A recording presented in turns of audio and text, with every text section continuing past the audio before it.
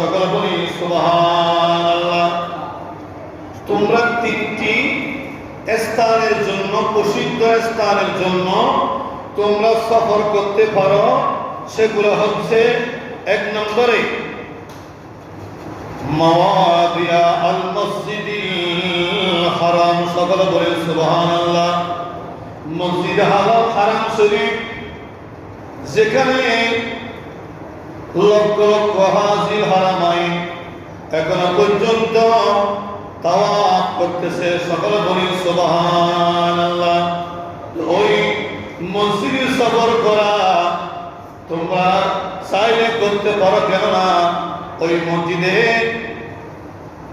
এক রাকাত নামাজ পড়লে 1 লক্ষ রাকাত নামাজ সওয়াব দেওয়া হবে, সকল বলি সুবহানাল্লাহ। আল্লাহর প্রিয় রাসূল হুজুর কায়নাত সাল্লাল্লাহু আলাইহি ওয়াসাল্লাম ইরশাদ ফরমাচ্ছেন, ও মসজিদি হাযা, অর্থাৎ মসজিদে নববী শরীফ, তোমরা যদি মসজিদ নববী শরীফের মধ্যে সফর করতে চাও করতে পারবে, উত্তম সফর হবে। কেননা সেই মসজিদ হাযা, মসজিদে নববী শরীফের মধ্যে যদি 1 রাকাত নামাজ আদায় করো, তাহলে 50,000 রাকাতের সওয়াব দেওয়া হবে, সকল বলি সুবহানাল্লাহ। আমার রাসূল ইরশাদ ফরমাচ্ছেন, ওয়াল মসজিদিল আকসা, রাওয়াহুল বুখারী ও মুসলিম, মুসলিম এবং বুখারী শরীফের মধ্যে হাদিস রয়েছে।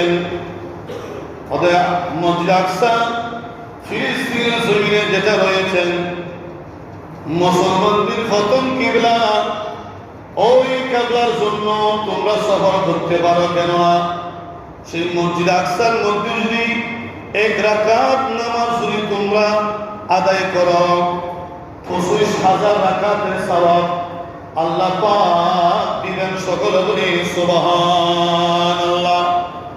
এরপর আরো কয়েকটি হাদিস টুকরা রয়েছেন।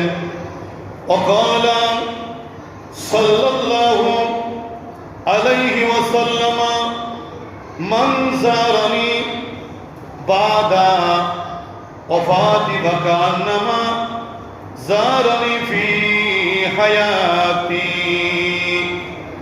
আল্লাহর প্রিয় রাসূল ইরশাদ ফরমাচ্ছেন, উম্মত, তোমরা আমাকে আমার ওফাতের পর দেখবে, সে যেন আমাকে জীবদ্দশায় অবস্থায়